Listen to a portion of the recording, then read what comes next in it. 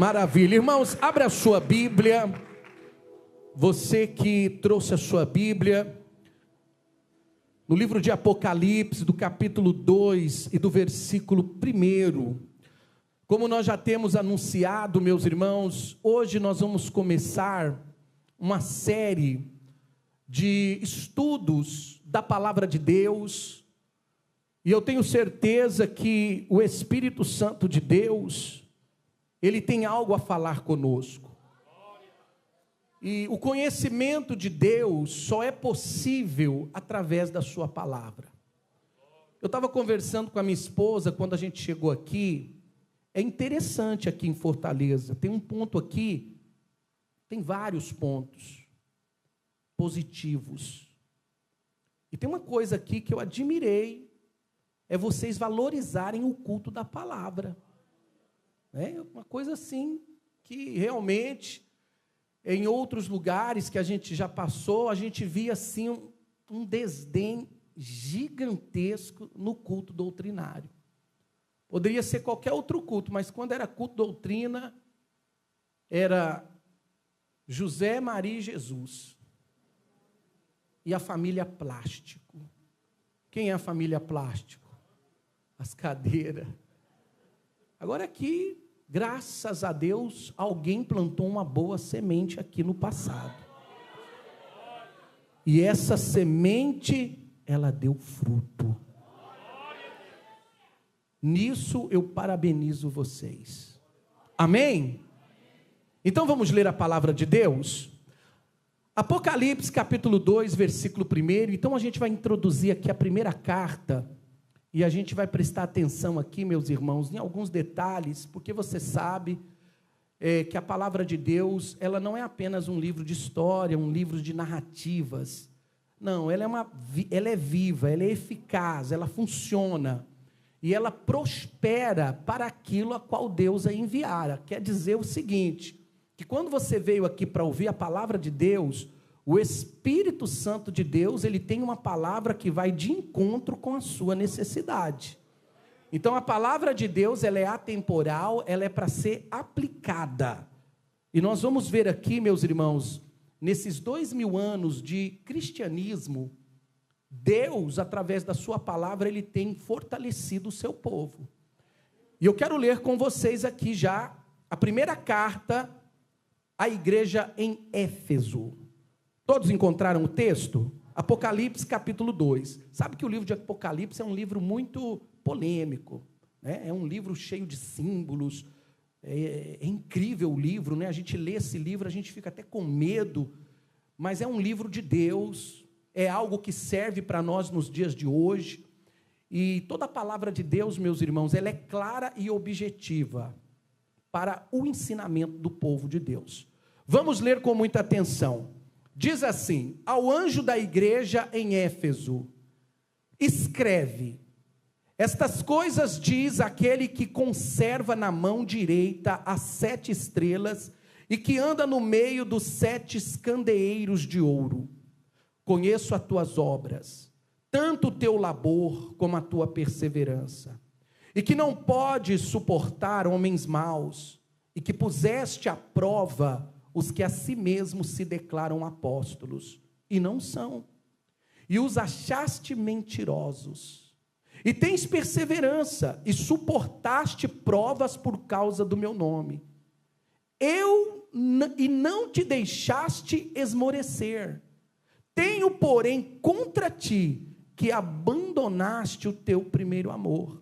Lembra-te, pois, de onde caíste, arrependa-te e volta à prática das primeiras obras. Senão, venho a ti e moverei do seu lugar o teu candeeiro, caso não te arrependas. Tenho contudo a teu favor, que odeia as obras dos nicolaítas, as quais eu também odeio. Quem tem ouvidos, ouça o que o Espírito diz às igrejas. Ao vencedor, dar-lhe-ei que se alimente da árvore da vida, que se encontra no paraíso de Deus. Diga comigo: Senhor meu Deus, pelo poder do Espírito Santo, fala comigo através da sua palavra. Podeis assentar, meus irmãos, e nós vamos aplaudir o nome do Senhor Jesus. Graças a Deus. Nós vamos ler aqui e prestar atenção o que diz essa palavra. Eu gostaria total reverência no momento em que a palavra de Deus for pregada, para que assim o Espírito Santo ele possa operar em nossas vidas. E eu quero aqui, meus irmãos, contextualizar um termo histórico, que Apocalipse é um livro que significa revelação. E essas cartas, elas foram escritas num período muito difícil para o povo de Deus. Todos nós sabemos que o primeiro século do Império Romano foi um momento muito difícil para a igreja, pois os imperadores de Roma, todos eles, os 35 imperadores que existiram, todos eles proclamavam veneração, adoração, e a maioria deles eram cruéis. E nessa época em que a igreja de Éfeso era uma igreja viva, uma igreja que estava em evidência, quem estava no poder do Império de Roma era um imperador chamado Domiciano. E muitas das vezes alguns chamavam ele de segundo Nero, porque o primeiro Nero era um homem cruel, matou muitos cristãos. E Domiciano também foi cruel. Ele matava os crentes, queimavam nas fogueiras, crucificava, jogava eles nos coliseus para a diversão da plebe. Foi um homem sanguinário. E os cristãos, meus irmãos, passavam por muitas dificuldades. No primeiro século do Império Romano, ser crente era perder tudo. Era o contrário de hoje. Muitas das vezes as pessoas usam o atrativo. Venha para a igreja e receba prosperidade, receba isso, receba aquilo. Se fosse na época do Império Romano, venha para Jesus e perca tudo. Perca a sua casa, perca o seu terreno, perca o seu arado, perca suas propriedades e seja comida de leões no Coliseu. Nada atrativo, né? Nada atrativo. Veja como mudou as coisas. Mas Jesus aparece para João. João é aquele discípulo, meus irmãos, a quem Jesus amava, a quem permaneceu com Jesus até o fim. Ele teve morte natural, foi o último dos discípulos e o único que teve morte natural. Ele foi isolado numa ilha por nome de Pátimos. E ali, meus irmãos, no momento mais difícil da sua vida, isolamento é uma coisa terrível. Imagina você viver num lugar onde não tem ninguém. E já avançado em idade, ele estava naquele momento na ilha de Pátimos. Mas naquele momento, o Senhor Jesus apareceu para ele de uma forma glorificada. Isso nos mostra que, quando as portas se fecham, quando há barreiras, quando nós nos sentimos sozinhos na vida, ou alguma coisa venha, meus irmãos, para nos entristecer, para nos angustiar, ou até mesmo para tirar as nossas forças, e quando todas as portas se fecham, lá no céu tem uma porta aberta para nós. E Jesus encoraja João e lhe mostra, meus irmãos, coisas incríveis. Deus sempre é assim. Nos momentos mais difíceis da nossa vida, em que nós pensamos em parar, em desistir, porque são muitas provações, muitas adversidades, mas Deus nunca nos abandona. Então, o Senhor se apresenta a João, meus irmãos, de uma forma soberana. E ele diz ao anjo da igreja, muitas pessoas falam, mas que anjo é esse? É um anjo celestial mesmo? Uma criatura espiritual? A maioria defende que esse anjo, a palavra anjo significa mensageiro. E a maioria dos intérpretes entendem que esses anjos são pastores. São ministros de Deus, são homens encarregados de cuidar da obra de Deus. E o Senhor Jesus se refere a eles como anjo. É algo muito interessante. A palavra anjo significa mensageiro, aquele que traz a mensagem. Então o Senhor fala ao anjo da igreja que está em Éfeso: esta coisa diz aquele que conserva na mão direita as 7 estrelas e que anda no meio dos 7 candeeiros de ouro. Então agora a gente vê, meus irmãos, que quem está no controle da igreja é Jesus Cristo. Quem anda no meio dos candeeiros é Jesus Cristo. Ele está aqui no nosso meio, Ele caminha aqui no nosso meio. A igreja não está desamparada, a igreja não está à mercê da sorte, do improviso. Eu percebo que muitos irmãos, às vezes eles ficam alarmados: pastor, nós temos que orar porque a igreja está correndo risco, a igreja, eu não sei, o diabo quer atacar. Irmãos, o guardião da igreja está de pé. O que protege a igreja, meus irmãos, ele está vivo e reina para todo sempre. A igreja não está desprotegida. E eu digo para vocês, tudo que acontece na igreja tem a permissão de Jesus Cristo. Não pense que a igreja está na direção de homens, que a igreja não sabe o que vai dar. Engano seu, meu irmão. A igreja cumprirá o seu papel e ela será vitoriosa. Ela sempre será vitoriosa, porque aquele que a sustenta tem todo o poder nos céus e na terra. Aleluia. Que anda no meio dos 7 candeeiros e tem na sua mão direita 7 estrelas. Olha só, as estrelas, meus irmãos, aqui representam os pastores. Todo o ministro do evangelho, todo aquele que prega o evangelho, todo aquele que exerce a liderança na igreja está nas mãos de Jesus Cristo. Por isso que nós temos que orar por aqueles que exercem a liderança da igreja. Temos que orar pelos nossos pastores, pela nossa diretoria, temos que orar pelos nossos líderes, para que o Senhor Jesus continue cuidando deles. Uma coisa, meus irmãos, há um mau costume na vida de muitas pessoas, de falar mal de liderança. E isso não pode acontecer, igreja. Nós temos, meus irmãos, que ter essa vigilância, essa ética. Quem é que não tem problema, igreja? Você acha que é fácil, meus irmãos, estar à frente de um grande trabalho, de uma grande obra? Não é fácil. Por isso o povo de Deus tem que clamar a Deus, orar pelos seus pastores, orar pelos seus líderes, clamar a Deus, jejuar, pedir a Deus que direcione, pedir a Deus que venha mostrar visões, revelações, que o Senhor venha estar à frente. Porque em nenhum momento Jesus, Ele perde o controle.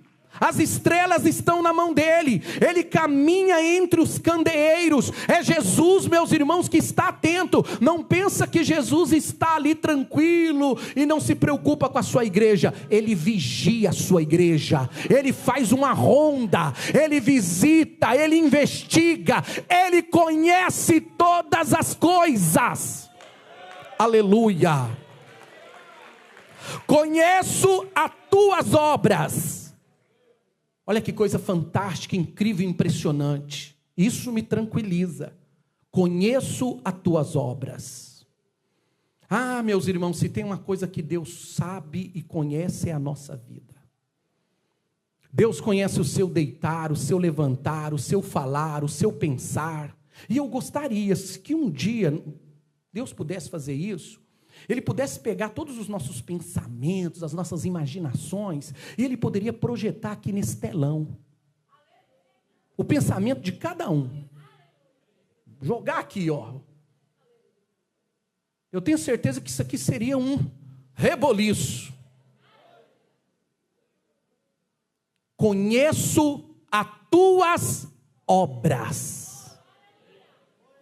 Ele te conhece quando a luz apaga. Ele te conhece quando você fecha a porta. Ele te conhece no escuro. Ele te conhece na luz. Ele te conhece quando você anda e quando você senta e quando você deita. Conheço as tuas obras. Te conhece. Tanto o teu labor como a tua perseverança. A igreja de Éfeso era uma igreja trabalhadora. Era uma igreja que os irmãos trabalhavam, lutavam. O apóstolo Paulo pregou nesta igreja, ensinou nesta igreja, Timóteo, Priscila, Áquila, Apolo, todos eles participaram da igreja de Éfeso. Era uma importante igreja. A cidade, meus irmãos, era portuária, era a quarta cidade mais importante do Império Romano. E ali havia um templo, meus irmãos, gigantesco, a sétima maravilha do mundo antigo, o templo da deusa Artemis, ou a deusa Diana dos Efésios. E ali, meus irmãos, era sacrificado em louvor àquela deusa, a prostituição cultual. Eu sempre percebi que quando os lugares mais escuros, os lugares mais cheios de trevas, é aonde Deus quer brilhar a sua luz. Deus sempre terá o seu caminho na tormenta. Não pense você, meus irmãos, que a nossa vida está num destino cego, que a nossa vida é um ciclo infindável de repetições. Não é assim. A nossa vida é progressista, é linear. Nós estamos num plano específico de Deus. Nós vamos terminar, vamos passar pelo meio e vamos chegar ao fim, segundo a vontade de Deus. Deus está no controle de todas as coisas. Os gregos e os romanos acreditavam no ciclo fatalista, determinista e inexorável. O que quer dizer isso? Eles acreditavam que a vida era apenas uma façanha de repetições. E que o destino era cego. Ninguém poderia saber o seu destino. Poderia acontecer coisas. Mas a palavra de Deus não é assim. Jesus nos ensina aqui, meus irmãos, que Ele conhece todas as coisas e tudo está na sua mão. Ele tem a rédea da história de cada um de nós aqui. A sua vida, meus irmãos, é progressiva. Ela vai de glória em glória. A gente começa de uma forma e vamos terminar de outra forma. Porque Ele está no controle da nossa vida. E quanto mais as coisas começam a piorar, e quanto mais as coisas começam a ser difíceis, mais a graça de Deus será derramada sobre nós. Mais porção dobrada do Espírito haverá sobre nós. Éfeso era um lugar pecaminoso. As pessoas iam lá e prostituíam naquele lugar. Mas a igreja estava lá. A igreja estava localizada em um local pecaminoso. Porque o Senhor Jesus, Ele sempre nos ensinou: vós sois a luz do mundo, vós sois o sal da terra. E essa luz, ela tem que brilhar. Essa luz tem que fazer a diferença. O povo de Deus tem que fazer diferença. O povo de Deus tem que carregar essa marca inconfundível. Aonde você chega, as pessoas precisam ver essa luz do Espírito Santo na sua vida.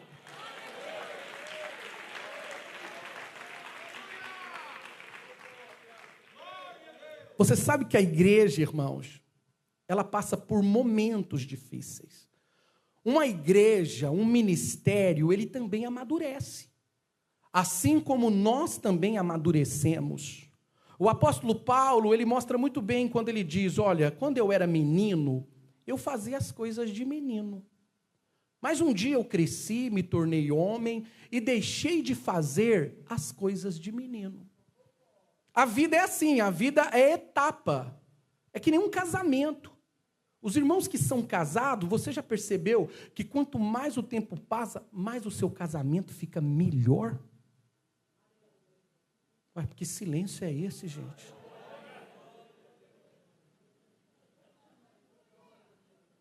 Sim. O casamento fica melhor. O beijo é melhor. O abraço é melhor. Eu não vou falar outra coisa aqui para não escandalizar. Porque talvez as pessoas não estão preparadas para ouvir. Mas quanto mais o tempo passa, mais o casamento vai se tornando estruturado. Vai se tornando melhor, a vida fica melhor. Por quê? Amadurecimento, compreensão. E na vida espiritual também é da mesma forma, é do mesmo jeito. A gente amadurece, a igreja amadurece, e tudo isso está indo em direção para a glória de Deus, para a glória do Senhor Jesus. Até nós atingirmos, meus irmãos, o ponto de varão perfeito, segundo a imagem do Filho de Deus. E tudo isso é trabalhado por Deus em nós. Então Jesus disse, olha, eu conheço a sua perseverança, eu conheço o teu labor. Era uma igreja trabalhadora. E Jesus elogia, eu sei que vocês não podem suportar homens maus, e que vocês põem à prova os que a si mesmos se declaram apóstolos. Então naquela época tinha pessoas ali que chegavam naquela igreja e diziam, eu sou apóstolo. Hoje nós vemos muitos apóstolos, sim ou não? Muito título de apóstolo, né? A palavra apóstolo significa um mensageiro, um enviado. Mas apóstolos mesmo, meus irmãos, só foram 13. Judas se matou, entrou Matias, e depois veio Paulo, como um abortivo, né? Paulo, ele foi chamado por último, por uma revelação especial. Ele não aprendeu o evangelho de homens. Para ser apóstolo, você não pode aprender de homem. Como assim, pastor? Os apóstolos foram testemunhas peculiares. O que quer dizer? Eles ouviram de quem? De Jesus. Andaram com Jesus. Aprenderam da boca de Jesus. Então eles são legítimos, são apóstolos verdadeiros. Os que tem hoje, irmãos, são pessoas que se intitulam, colocam o nome porque é um nome bonito, traz um status. Então as pessoas hoje vivem assim, de status. Mas a igreja de Éfeso não aceitava qualquer apóstolo. Eles provavam. E hoje nós vivemos num mundo de muito engano, de muito falsos profetas, muita mentira. Eu nunca vi, meus irmãos, um evangelho tão escandalizado como nos dias de hoje. Tantas coisas ridículas no meio do povo de Deus. E nós temos que filtrar isso. Nós temos que ter discernimento espiritual e não aceitar qualquer coisa. Nós não podemos, meus irmãos, acertar certos costumes que não são nossos, que não provém da nossa igreja. Não é da nossa doutrina. Um dia eu conversei com o irmão, e o irmão falou para mim, olha pastor, eu sou canela de fogo, sou reteté, sou tocha. Ouvi ele, não falei nada. Mas depois eu fui conversar com ele. E eu disse para ele que reteté, canela de fogo, tocha de fogo, e essas coisas, não há na Bíblia Sagrada. Muitas das vezes as pessoas interpretam o povo pentecostal de uma forma errada. O povo pentecostal é ordeiro, é zeloso, é humilde, é de boas obras.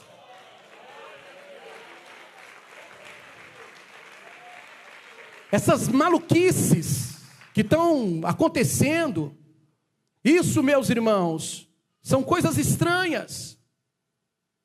Nós temos que obedecer à ortodoxia. O que é isso? Aquilo que é ensinado, aquilo que é verdadeiro, aquilo que é santo, aquilo que edifica, não o modismo. Você sabe que o mundo é levado de modismo. Modismo vem e passa. Modismo, meus irmãos, são coisas temporais. E elas se acabam com a ruptura, elas se acabam com a conjuntura social quando muda. E nós não podemos acompanhar isso. Nós temos que mantermos firme naquilo que nós aprendemos. Nós temos que ter discernimento espiritual e não aceitar qualquer coisa. não se aderir a qualquer coisa. Há muitos espíritos estranhos. A palavra de Deus ordena que nós temos que provar os espíritos, e temos que provar se eles são de Deus e se eles não são. A Bíblia te dá direito disso. E muitas pessoas, meus irmãos, elas vão acreditando em qualquer coisa, recebendo qualquer coisa. Ah, pastor, é uma nova onda. Cuidado, irmãos. O evangelho não tem nada de novo. O evangelho é antigo, é puro e simples. Não tem novidade. Pastor, o senhor tem uma novidade aí? Não tenho. Pastor, vai ter um reteté? Não tem. É puro e simples. É o evangelho de Jesus.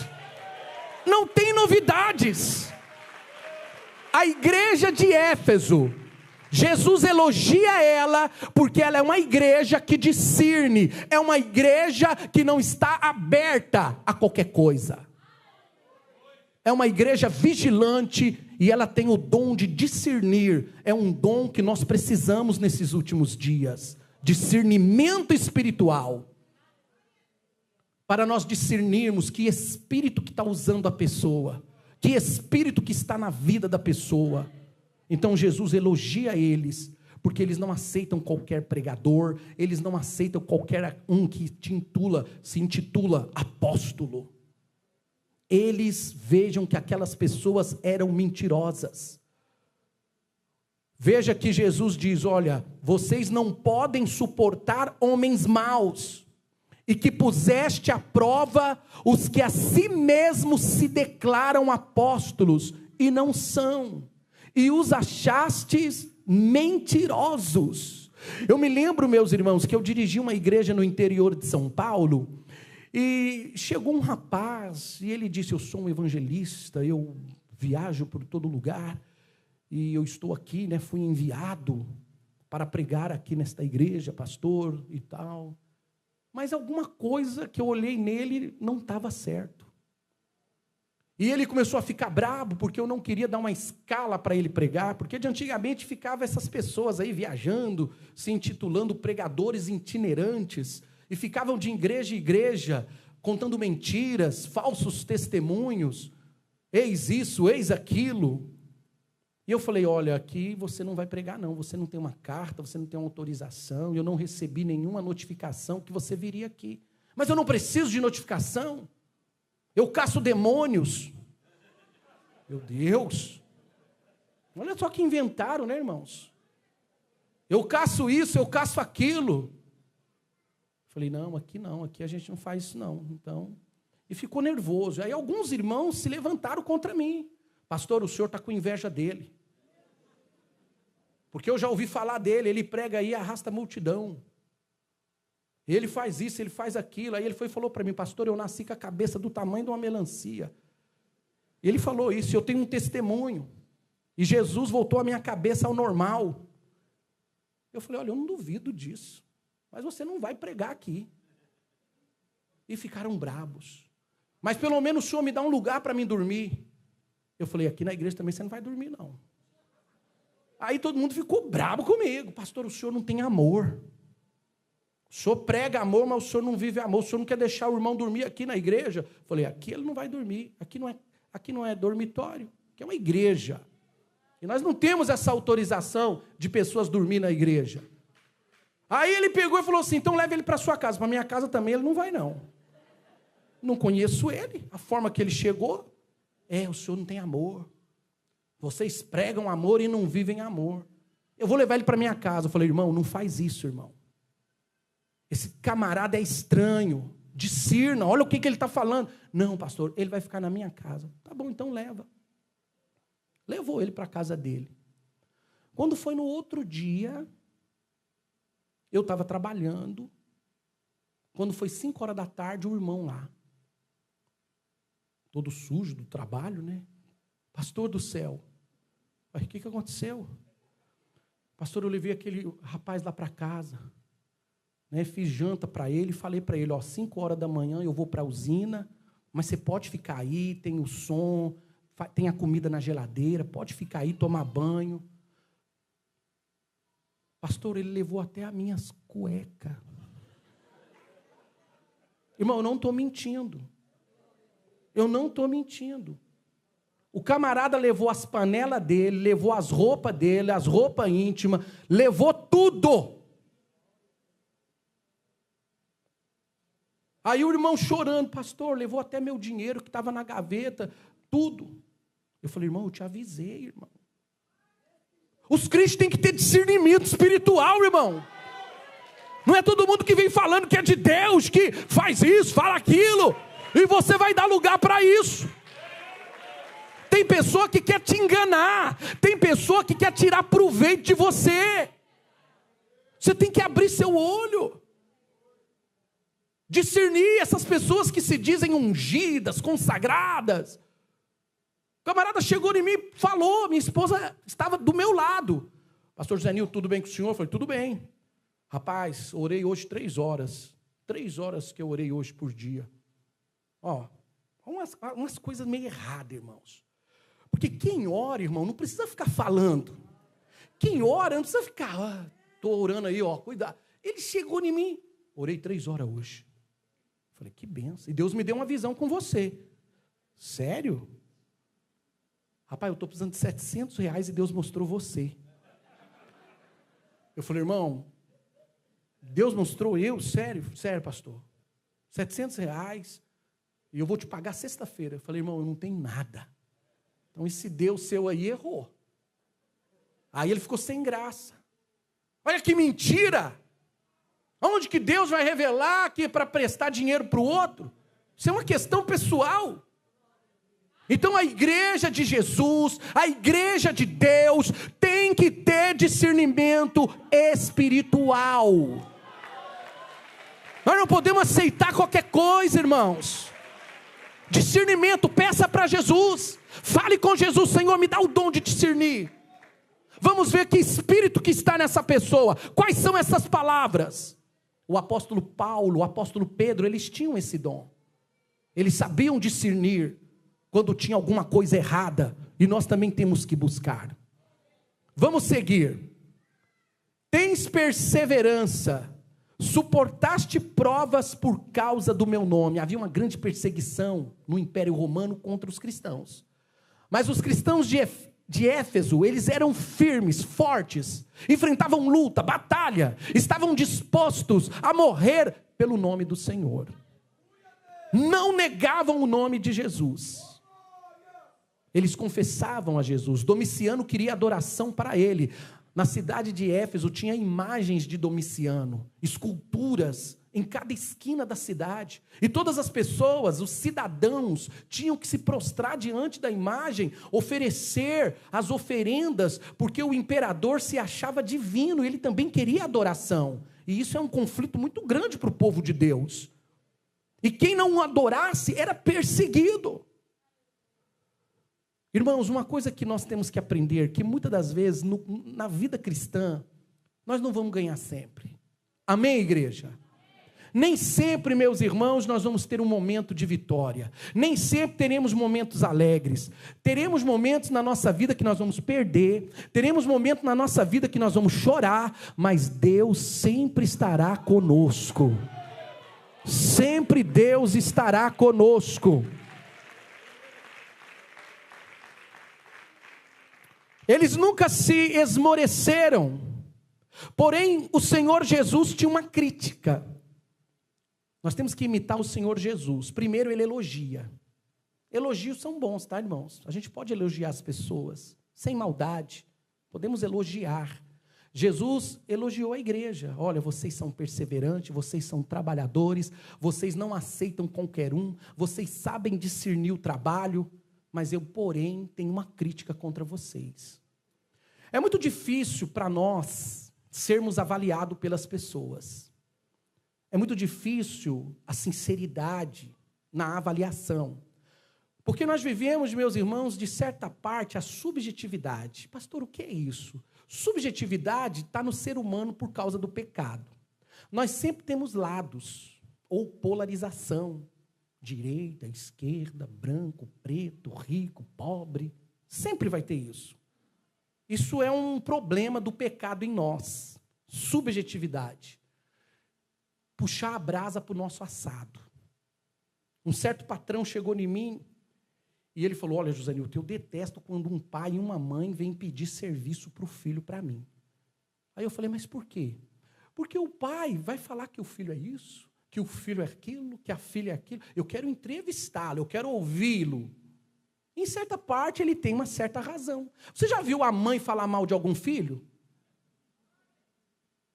Você já viu a mãe falar, esse filho meu é horroroso, ô menino feio. Irmão, o menino pode ser o mais feio do mundo. Esse menino é lindo, hein? É, menino lindo, vem cá, dá um beijo na mãe, bonitão. Aí todo mundo olha assim, mas é a mãe. Então isso chama-se subjetividade. Puxar a brasa para o seu assado. Né? Então os pastores têm muito isso. Olha, aquela igreja que eu dirigi, eu levantei aquela igreja. Eu cheguei lá, não tinha ninguém. E na minha gestão a coisa funcionou. Agora eu não sei se vai funcionar com o outro.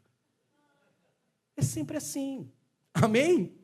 Isso está na pessoa humana. As pessoas são dessa forma. Jamais você vai ouvir um pastor elogiar o outro pastor. Olha, aquele pastor fez um trabalho tremendo aqui, hein? Olha, aquele pastor era de Deus. Ah, não, ele fez aqui, mas eu vou levantar esse trabalho. Eu já até vi pastores chegarem assim para assumir a igreja e falar, agora chegou o Espírito Santo. Então não tinha antes. Isso é da humanidade, irmãos. Está nas pessoas. As pessoas fazem isso quase que de uma forma imperceptível. Não sabem o que estão fazendo. Porque é da humanidade. E Jesus não é assim. Jesus, ele fala a verdade na tua face. Jesus, ele não tem que cobrir nada de você. Ele vai te elogiar, mas ele vai te dar um puxão de orelha. Ele vai falar coisas boas de você, mas o que for necessário, ele vai te corrigir.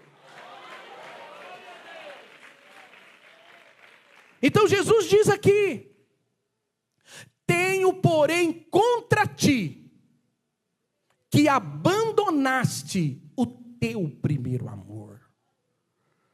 Muitas das vezes nós temos uma má interpretação do que é o primeiro amor. A gente imagina que o primeiro amor é quando a gente é novo convertido. Que a gente aceita a fé e a gente não conhece nenhum tipo de problema. E a gente pensa que tudo é maravilha. Agora eu... Né?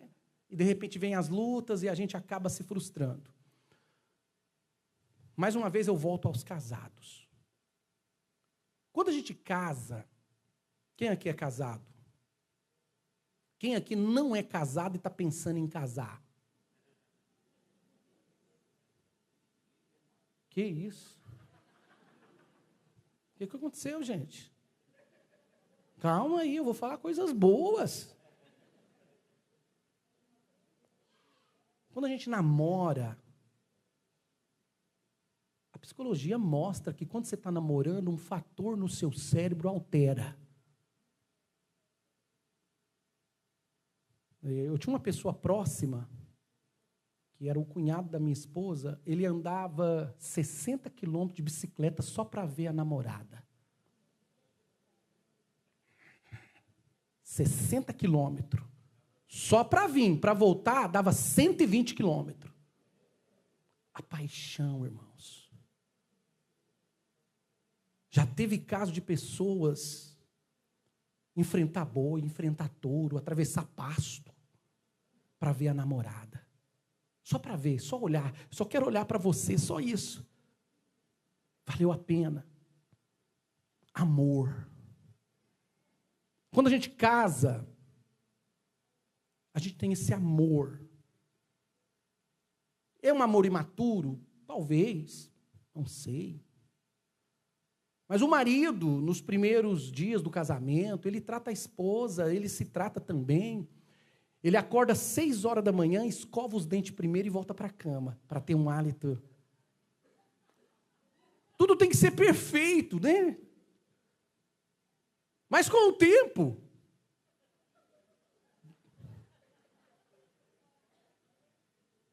então o primeiro amor, irmãos, é aquele cuidado, aquele zelo. Então é isso que Jesus está dizendo, olha, eu tenho porém contra ti que você deixou o primeiro amor. aquele tempo, aquele princípio que vocês me serviam com muita vontade, com muito desejo, com muito entusiasmo, não havia barreira na vida de vocês, vocês me amavam de corpo, alma e espírito, vocês estavam prontos para enfrentar qualquer coisa por causa do meu nome. Vocês estavam dispostos. Então era uma igreja trabalhadora, era uma igreja que estava em evidência, era uma igreja que tinha discernimento, era uma igreja, meus irmãos, que prolongava, mas que perdeu o amor. Isso pode acontecer na nossa vida. Pode acontecer. Nós estarmos dentro da igreja, termos um cargo na igreja, mas fazermos tudo de uma forma sem amor. É porque tem que fazer. Virou institucional. É o meu ganha-pão. Se eu não fazer, meu salário não vem. Ah, eu já estou acostumado com isso. Eu vou tocar porque eu tenho que tocar. Deus não quer isso. Deus quer o amor, a chama, o desejo, a vontade. Sabe, meus irmãos? E Ele nos convida a voltar. Tenho contra ti, porém, que abandonaste o primeiro amor. Lembra-te, pois de onde caíste, arrependa-te e volta à prática das primeiras obras. Então, o que nós entendemos aqui que é pecado. A negligência também é pecado. Você abandonar a primazia de colocar Deus em primeiro lugar, a vida cristã em primeiro lugar, também é pecado quando você abandona. Você está em pecado. Nós estamos em pecado quando nós abandonamos as primeiras obras. Jesus nos convida a arrepender, meditar, se ponderar, olhar para dentro de si mesmo, vasculhar o próprio coração, examinar, peraí, eu estou errando nisso. Nossa, mas de antigamente eu era mais disposto, eu ia para a igreja com muita alegria, eu ia com muito empenho, eu abria o culto como se eu estivesse abrindo o culto para uma multidão, eu pregava com vontade, Hoje, irmãos, pastor, eu vou pregar para quantas pessoas? Irmão, você vai pregar para 3 pessoas. Ah não, pastor, eu não vou não estou bem, não estou, né? Acabou. O que foi, irmão? Hoje, irmãos, nós deixamos entrar em nós essa vaidade, né? Essa coisa, meus irmãos, de querer ser sempre a bolacha recheada do pacote. E nós não podemos ser assim. Nós temos que voltar às primeiras práticas. Temos que nos esforçar para agradar a Deus e não a homens. Temos, meus irmãos, que fazer aquilo que é correto, aquilo que Deus se agrada. Está difícil, igreja. Está trabalhoso. Às vezes as pessoas, meus irmãos, elas querem facilidades. E muitas das vezes, não é assim. Nós temos que ser pessoas preparadas para qualquer coisa. O melhor sermão de Jesus, a melhor pregação, a pregação mais profunda de Jesus, Ele pregou para uma pessoa só. A mulher do poço de Samaritana, aquela mulher, olha a mensagem que Ele pregou. Ele sempre, meus irmãos, Jesus é totalmente diferente. E hoje nós vivemos aí, meus irmãos, uma dificuldade. E Jesus nos convida a voltar ao primeiro amor, a praticar as primeiras obras. Lembra-te, pois, de onde caíste, arrepende, volta à prática das primeiras obras, senão venho a ti e moverei do seu lugar o teu candeeiro. É interessante essa palavra, mover do seu lugar o seu candeeiro, ou castiçal. Alguns intérpretes afirmam que aqui é uma perda de salvação. Eu já não entendo assim. Eu entendo que existem nos crentes e na igreja uma unção de Deus. Eu acredito, meus irmãos, que candeeiro, a menorá, era aquele objeto de 7 pontas que eles acendiam e servia para iluminar. Iluminar, ser luz. Luz nas trevas. Quando nós nos tornamos negligentes, nós perdemos essa luz. Nós perdemos a referência de igreja de Deus. As pessoas passam a olhar para nós apenas como qualquer pessoa. Aquela unção que faz a diferença, aquela pregação que fez a diferença, aquele louvor que fez a diferença, nós perdemos. E tornamos apenas o mecânico. Aquela mensagem seca, aquele louvor, que talvez a voz é muito bonita, mas ele não toca, ele não arranca lágrimas, ele não leva a pessoa a arrependimento. Então nós não podemos perder esta unção, não podemos perder essa luz, nós temos que voltar às primeiras obras, temos que voltar às primeiras práticas, para que nós possamos ser referência. O apóstolo Paulo diz que os homens nos considerem ministros de Deus, dispenseiros dos mistérios de Deus.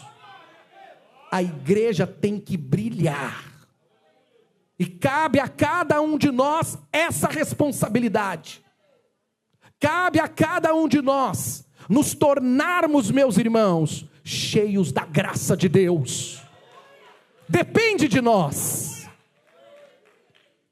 Tenhos, contudo, a teu favor, mais um elogio, que odeia as obras dos nicolaítas, né? Quem que era esse grupo? Era um grupo herético. Era um grupo, meus irmãos, que professava Jesus, mas eles estavam nos desejos da carne. Para eles poderiam servir a Deus e continuar na promiscuidade. O que é promiscuidade? É quando você se vende, prostituição. Mas aqui era no sentido moral. A igreja, meus irmãos, ela tem que ser santa. Sem santificação, ninguém verá Deus. Nós temos que ser diferente das pessoas. Pastor, diferente de que forma? Em todas as formas. No nosso procedimento, na forma de nós falarmos, na forma de nós nos apresentarmos. Pensa, nós estamos num mundo caído. Nós estamos num mundo, meus irmãos, hedonista. O que é um mundo hedonista? O mundo que busca o prazer. Você já viu nos dias de hoje que tudo é para o prazer do homem? Isso vai me dar prazer? Isso vai ser bom para mim? A busca pelo prazer. E nós não podemos correr atrás disso. Nós vivemos numa sociedade narcisista. Hoje tudo tem que ser bonito. Você tem que ter o corpo bonito. Se você não tiver o corpo bonito, se você não tiver uma pele bonita, um rosto bonito, um cabelo bonito, você não é aceitável diante da sociedade. Então, para isso, as pessoas estão fazendo loucura. Olha aí, meus irmãos, pessoas se matando. Mais um morreu fazendo, como é que é o nome daquilo lá? Que enfia aqui um lipo. Né? As pessoas querem ser magras. As mulheres querem ter a barriga, como elas falam, chapada. Essa é a palavra, irmãos? A mulher teve 7 filhos e quer ter a barriga chapada. Meu Deus! Irmãos, é normal. A mulher engravidou, teve 2, 3 filhos, vai ter a gordura. Homem passou dos 40 anos. Eu estou me esforçando aqui. Mas não, a sociedade impõe. Olha aí, você está com um barrigão. Olha aí, você está com um pneuzinho. Você está com isso, você está com aquilo. E as pessoas estão loucas. E as pessoas estão nas academias. As pessoas, não, eu quero ter o corpo, eu quero ter o rosto. E tem gente aí gastando milhões e milhões. E puxa a cara daqui, puxa daqui e puxa dali. As pessoas vão falar, fica assim, ó, porque está tudo esticado. Só do couro que tirou já dá para fazer outra pessoa. Está terrível. A busca pelo perfeito não existe. E as pessoas estão se matando, as pessoas estão morrendo, fazendo coisas terríveis, perfurando o corpo, arrancando costela, arrancando isso. Eu não quero essa papada, tira essa papada, faz o meu nariz de novo. Tem gente parecendo um gato. A boca parece a boca de um pato. E enche isso aqui, meus irmãos, e a coisa fica ridícula, porque fica desigual. E aquela bocona, olha a minha boca, que boca sensual. Aí você olha assim, vai parecendo a boca de um pato, uma coisa... Está ridículo, as pessoas estão indo ao ridículo. Eu estou exagerando aqui, igreja?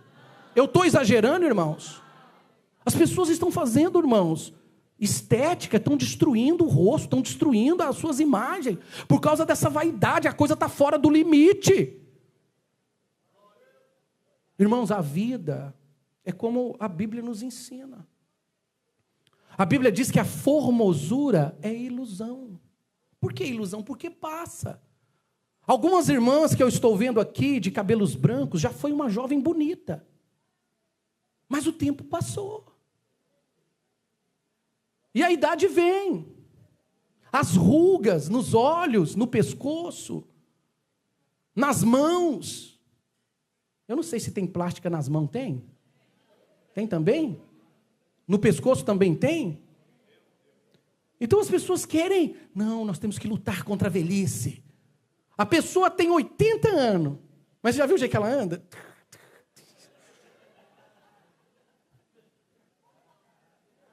O couro foi tirado ali, irmão, esticaram. Irmão, está ridículo.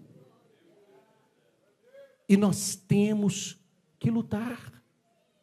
Nós temos, meus irmãos, que preservar a palavra de Deus em nós. Nós temos que adorar a Deus. Nós não podemos ir pelo embalo do mundo, porque são modismos, são coisas que vão acabar, são coisas que vão trazer transtorno para a vida das pessoas. É até engraçado a gente falar disso, mas é uma grande realidade. Nós não podemos acompanhar esse modernismo pecaminoso. Não o modernismo das máquinas, mas o modernismo pecaminoso. A igreja de Deus não pode abrir as portas. Temos que guardar o que nós aprendemos. A humildade, a simplicidade, a sinceridade. Tratarmos as pessoas com respeito, mostrarmos que nós somos o povo de Deus e que nós temos Jesus Cristo para apresentar as vidas, zelar por aquilo que nós aprendemos. Guarda o que tens. Nós temos que preservar. Nós não podemos nos deixar levar por coisas terríveis, irmãos, que está destruindo a vida espiritual do povo de Deus. Para nós terminarmos, quem tem ouvidos, ouça o que o Espírito diz às igrejas. Ao vencedor, então veja, meus irmãos, que é algo pessoal. Você precisa vencer. Você precisa vencer. Você precisa vencer. Jesus conta com você. Persevera, busca a presença de Deus, se humilha debaixo da potente mão de Deus, e Ele vai te exaltar. Ele vai te exaltar. Ele vai te abençoar. Então Jesus promete: dar-lhe-ei que se alimente da árvore da vida que se encontra no paraíso de Deus. Imagina o que será isso, irmãos. Imagina, privilégios exige responsabilidade. Jesus promete te abençoar. Jesus promete te dar vitórias. Então vale a pena o esforço, a dedicação, o trabalho, a sinceridade. Ouvirmos, temermos a Deus, porque seremos recompensados por Deus. Que Deus te abençoe, que o Espírito Santo continue te abençoando.